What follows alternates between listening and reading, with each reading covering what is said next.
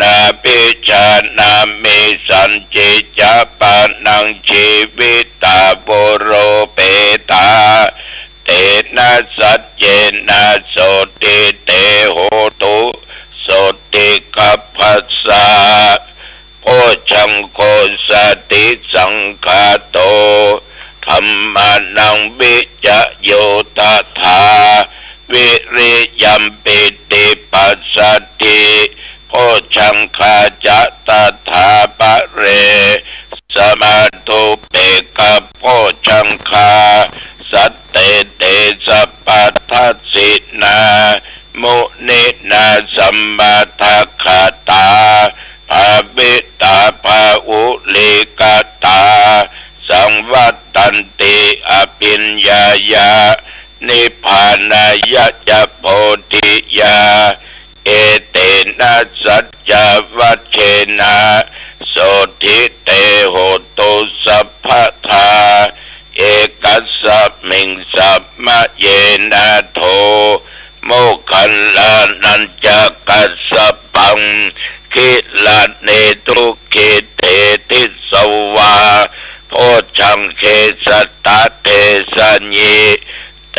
จะตังอภินันติตวาโลกามุตยิงสุตังคะเนเอเตนะสัจจวัชเชนะ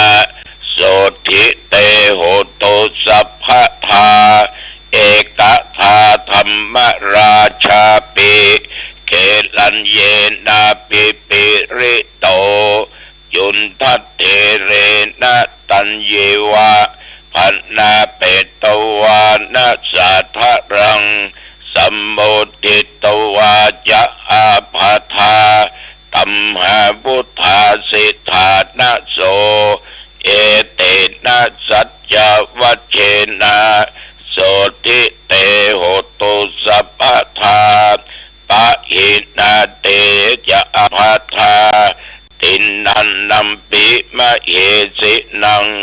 มัคคะอัตตะกิเลสวะปัตตานุปติธัมมะตังเอเตนะสัจจวัชเชนะ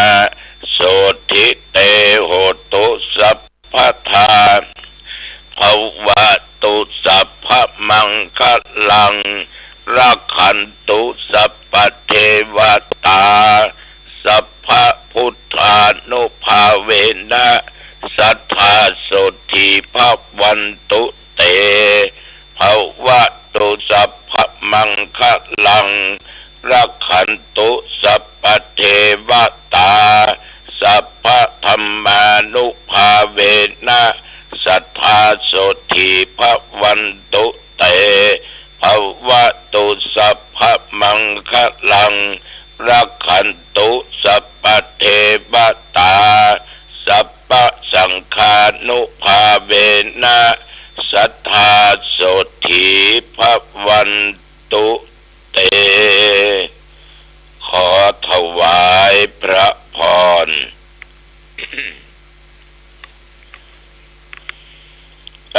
กรมอุตุมันก็ได้ประกาศตักเตือนว่าระวังเนื้อระยะนี้อากาศแปรปรวนผันแปรอยู่ตลอดสำหรับวัดหนองตองและบริเวณวัดหนองตองใกล้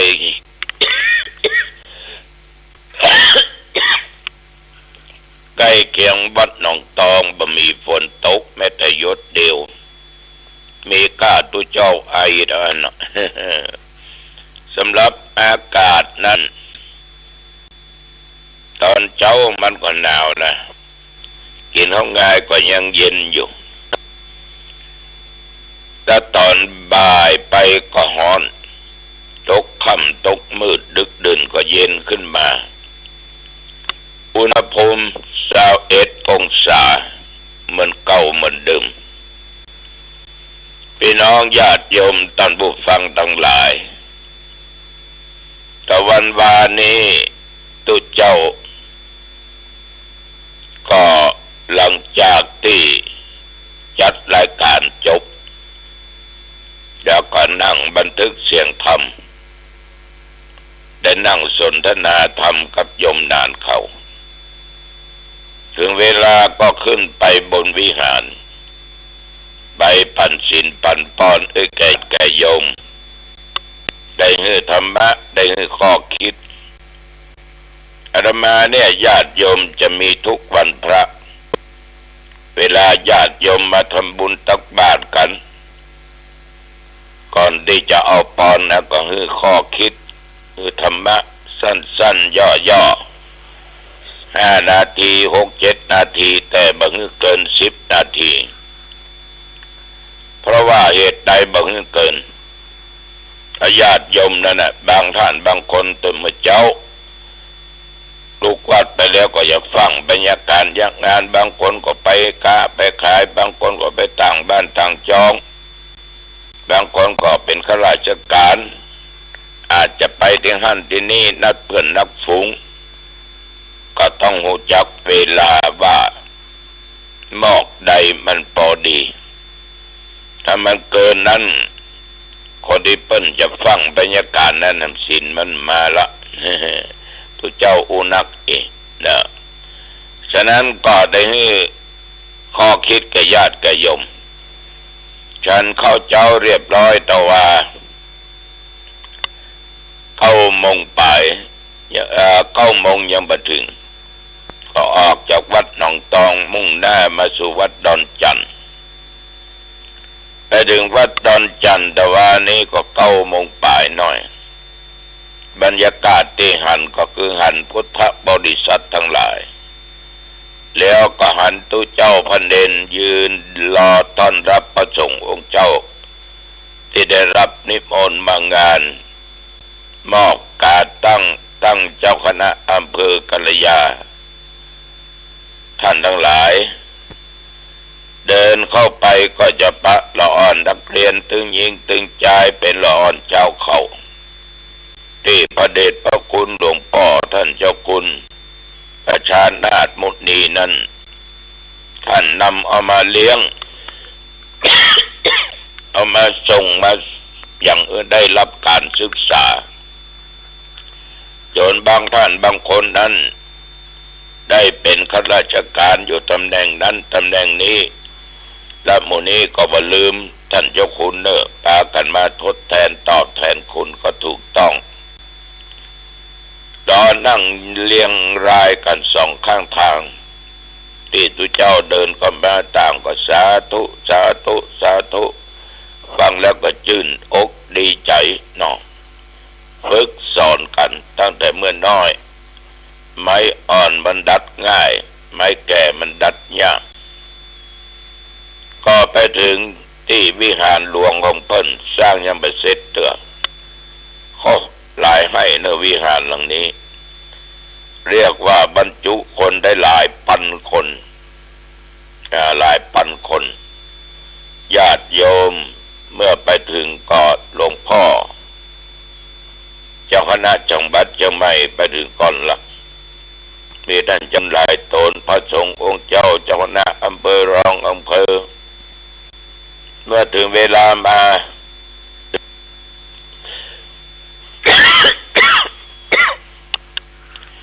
หลวงพ่อพระพรหมเสนาบดีเจ้าคณะภาค7วัดปทุมกรุงเทพเป็นประธานสงฆ์ท่านก็มาถึงพร้อมหน่วยงานราชการทั้งอบจ.ทั้งนายกเทศมนตรีทั้งนายอำเภอวัดดอยสะเก็ดและอำเภอเมืองเชียงใหม่วัฒนธรรมสำนักพุทธผู้หลักผู้ใหญ่ทว่านี่มีหลายท่านมีผู้บัญชาการตำรวจทะเลแห่งชาติตัวได้นำพระไตรพระราชทานจากองค์พระบาทสมเด็จพระเจ้าอยู่หัว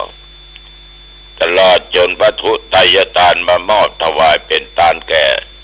ท่านเจ้าคุณประชานาถมุนีเจ้าคณะอำเภอกัลยาไม่สิ่งท่านทั้งหลายบรรยากาศตะวานี่คนนักคนหลายก็ดีใจกับตัวท่านเป็นอย่างมากดีใจจริงๆขอแสดงความดีใจต่อท่านสมแล้วที่ท่านได้เป็น เจ้าคุณประชานาถมุนีเพราะท่านนั้นได้สงเคราะห์แก่มวลประชาแก่ญาติแก่โยมผู้ทุกข์ยากไร้เข็ญใจ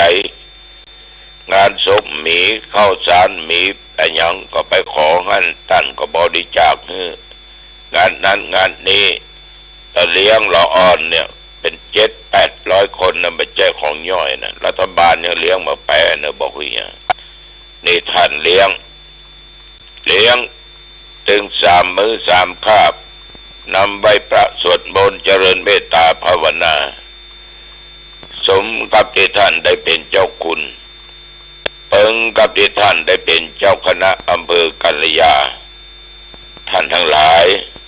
ท่านเป็นพระนักพัฒนานักสงเคราะห์ฉะนั้นเขาหูจักกับตัวท่านมาเมินสมัยก่อนจะมาประเทศเที่ยวดอนจันนะใกล้เคียงนะท่านจะไปฮับกุฏิกุฏังนะเมื่ออันนั้นยังมีภาระนักหนาป้าป้านเตืองไปหันมาเดียวโอ้ท่านทั้งหลายนานุโมทนาเป็นอย่างมากขอบใจเนอะท่านครูบานั้นนะทำไปสิ่งดีๆสิ่งดีงามหลวงพ่อภาคท่านก็ชมนะแต่ว่าเนี่ยกำลังจากที่พิธีกรรมเสร็จเรียบร้อยก็นั่งฉันเพลกับท่านเจ้าคณะอำเภอดอยสะเก็ดท่านเจ้าคุณประมวลวัดพระธาตุเจ้าสลีจอมตองหลายตนหลายองค์ก็ธรรมดาตัวเจ้าปะกันก็เสวนากันถามเรื่องสุขเรื่องทุกข์ถามเรื่องถึงเรื่องท่านพระครูวัดสันต้นม่วงอำเภอดอยสะเก็ดซึ่งเป็นรองอำเภอเพิ่นไปประเทศสิงคโปร์กันตามข่าวไปล้มในห้องน้ำเกี่ยวกับระบบหัวใจได้ผ่าตัดจากว่าแล้วถึงกลับมาได้วัน2 วันท่านก็จะจัดงานฉลองการตั้งรองเจ้าหน้าอำเภอก็จะเป็นต้องเลื่อนไปนะเพราะว่าสุขภาพอันนี้ญาติโยมท่านผู้ฟังทั้งหลายสุขภาพเนี่ยเอาบอกว่ามันจะเกิดร้ายเกิดดีก็เอาเวลาไหนเวลาใดเขาก็บอกควรประมาทในญาติโยมเนอะแต่มาได้อู้เสมอว่าจะไปลืมตัวลืมตนจะพัฒนาเองว่ากูไม่เป็นไร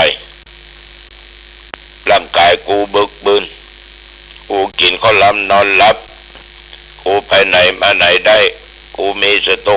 างค์ก็อยากกินอย่างก็ได้อย่างกูก็ซื้อเอาได้อย่าประมาทนะญาติโยมโรคเวลามันจะเกิดขึ้นเนี่ยมันเฉียบพลันมันเกิดขึ้นทั้งที่เราจะบ่ฮู้เราจะบ่คาดถึงเพื่อนพ้องมิตรสหายญาติทั้งหลายก็บ่คาดถึงตัวเจ้าหลายโตนละที่ตายไปเพราะเรื่องเกี่ยวกับโรคหัวใจแต่ไปล้มห้องน้ำในต่างประเทศก็ตายไปหลายองค์ละฉะนั้นญาติโยมแม้แต่ญาติโยมก็เช่นเดียวกันอย่าได้ประมาทก็แล้วกันเนอะเพราะความตายมันรออยู่ตรงหน้าพญามัจจุราชมันไล่ย่อมเขาอยู่ตลอดเวลาถ้ามันตันมันก็เอาวะมันตันมันก็เอาวะนะฉะนั้นตะวันนี้ก็หลังจากฉันก็กลับวัดกลับป่าก็ไม่ได้ไปไหนแต่ว่าก็ออกกำลังกายอย่างไปดูสถานที่ศึกษาธรรมปฏิบัติธรรมแต่ว่าเป็นวันอาทิตย์ศาลาเขาย่างกันก็ขึ้นหลังคาละเอาเล็กขึ้นหลังคาละนะญาติโยมอันนี้ธรรมาภาพก็ต้องขออนุโมทนาเนอะต่อพ่อป๋าแม่4,000 คำจันทร์พร้อมลูกเต้าหลานเหลนบ้านสองแควนะตำบลสองแควอำเภอดอยหล่อจังหวัดเชียงใหม่ตะวันซืนไปงานฉลองการตั้งเจ้าคณะอำเภอดอยหล่อวัดดอยน้อยนะของท่านพระครูสากิจจานันท์ท่านได้เป็นเจ้าคณะอำเภอดอยหล่อองค์ใหม่ไม่ออกตอนที่ธรรมาภาพกำลังซ้อจะขึ้นรถอยู่จะกลับก็ขอบริจาคจตุปัจจัย500 กล่องบุญ เพื่อเป็นกองทุนสมทบซื้อเครื่องมือการแพทย์เครื่องช่วยหายใจไว้ห้อง ICU ของโรงพยาบาลหางดงขอบใจนักขอบใจหลายๆนะแม่เนอะขอบใจจริงๆญาติโยมก็บริจาคกันได้อยู่นะได้ต่อใดต่อมาก็รวบรวมส่งไปให้ตังคงยาไปให้หมอเขาคืนนี้จะไปแสดงธรรมที่บ้านเมืองง่าอำเภอเมืองลำพูนพี่น้องผู้ใจบุญเมืองง่าก็เคยมาหอมที่วัดคืนนี้ปากกันก็ได้แล้วคืนวันที่6เขาก็จะปะกันที่แม่กุ้งบกอันนั้นแฟนพันธุ์แท้ก็นั่งเนอะถ้าไปจะช่วยซื้อช่วยหาสร้างเครื่องมือการแพทย์เขาช่วยหายใจไว้ห้อง ICU ห้องยาหางดงเจินเนอะท่านทั้งหลายสิ่งเหล่านี้มันเป็นสิ่งสำคัญที่ต้องมีต้องใจมันเป็นการสืบต่อชีวิตของคนเฮาชีวิตของคนเฮาฉะนั้นธรรมาภาพต้องขออนุโมทนาขอบใจต่อทุกท่านทุกคนวันนี้เสียงไอพ่องอย่างพ่องรบกวนพ่อแม่พี่น้องเด้อก่อมต้องไปกึดอย่างนักหนาป้านเพราะมันเป็นเรื่องธรรมดา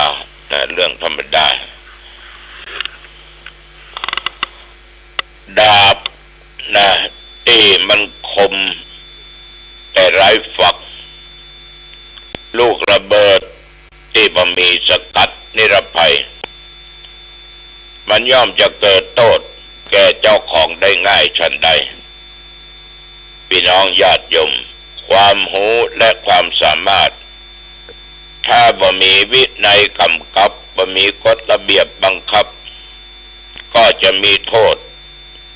แก่ผู้ที่เป็นเจ้าของได้ฉันนั้นช่างได้เพิ่นทำดาบทำดาบและฝักดาบไว้เพิ่นทำฝักดาบไว้เพื่ออย่างยมเพื่อกันอันตรายช่างได้เพิ่นทำระเบิดก็ทำสลักนิรภัยไว้เช่นกันเพื่อกันไม่ระเบิดดังนั้นเมื่อพระสัมมาสัมพุทธเจ้าได้สอนท่านพุทธศาสนิกชนเป็นคนฉลูขอโทษเป็นคนเฉลียวฉลาดทำแล้วจึงทรงกระทำในสิ่งที่ถูกต้องตามหลักตามเกณฑ์ตามพระธรรมวินัยเขาจะประมาทมาได้พี่น้องญาติโยมมันสร้างคุณงามความดีบางคนนี้มีความหูจริงแต่ใจความหูไปในทางที่บดีมีปัญญาดีแต่ใจปัญญาไปทางที่บ่ถูกต้องฉะนั้นญาติโยมท่านผู้ฟังเมื่อเขามีความหูมีความสามารถมีความเฉลียวฉลาดจงใจความหูความสามารถความเฉลียวฉลาดนั้นเพื่อเป็นประโยชน์แก่ตัวเองนักเพื่อเป็นประโยชน์ต่อสังคมต่อประเทศชาตินัก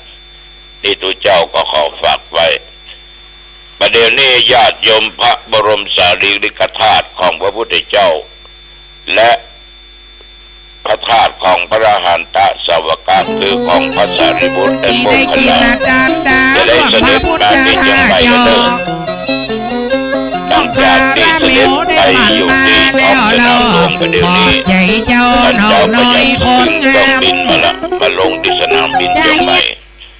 จะมีพระมหาเถระครูบาอาจารย์ตลอดจนหน่วยงานราชการไปรับแล้วก็จะได้อัญเชิญพระบรมสารีริกธาตุตลอดจนอรหันตธาตุทั้งสององค์มาประดิษฐานที่วิหารลายคำหรือวิหารที่อุทยานราชพฤกษ์หลวงนี่นะตำบลแม่เหียอำเภอเมืองจังหวัดเชียงใหม่ตอนเย็นวันนี้เพิ่นก็จะไปกราบไหว้บูชากันศรัทธาญาติโยมใครจะไปไหว้ไปสาตั้งแต่วันพรุ่งนี้เป็นต้นไปเนื้อ5 6 7 8 9ตั้งแต่กินข้าวงายเป็นต้นไปกินข้าวตอนแหมวันนั้นทางเจ้าหน้าที่บอกว่าเอาดอกไม้ทูบเทียนไปตัวก็ได้เอาดอกบัวนะโยมเนอะมันปึงนี่เนอะเอาทูบเบียเอาเทียนเนี่ยเล่มทูบเบียดอง2-3 ดอกก็ได้สุดแล้วแต่โยมแต่ว่าห้ามไปทิ้งไปเหี้ยที่หั่นเมื่อไปแล้วเมื่อเจ้าเนี่ยอาจจะลงทะเบียนที่ประตูแล้วไปจะพาเข้าไปนะทุกวันนั้นโยมตอนเย็นจะมีทุเจ้า10 ตนไปเจริญพุทธมนต์สำหรับอาตมาภาพ ร่วมกับเจ้าหน้าพระสังฆาธิการอำเภอดอยสะเก็ดและสัมปะตองห่างดง3 รูปดอยสะเก็ด4สัมปะตอง3จะเข้าไปเจริญพุทธมนต์ณที่วิหารลายคำวิหารหลวงนั่นนะในวันที่8 เดือนมีนาเนี่ยเวลา 18 นาฬิกา 6 โมงเย็นถึง 19 นาฬิกาท่านทั้งหลายไปสักการะบูชาท่านได้ขึ้นไปบนนั้นก่อนระเบียงรอบกระเวียนเทียนรอบได้บ้านผู้เจ้าพระเนนพระญาติพระยมนะปากไอ้เนยยมเด้อนับว่าเป็นบุญอันยิ่งใหญ่ต่อหมู่เฮาเจ้าเชียงใหม่และทุกท่านทุกคนตัวเอาละวันนี้หันว่าเป็นเวลาโอกาสพอดีอายุวันโนสุขังพลังพบกันใหม่โอกาสหน้าเจริญพร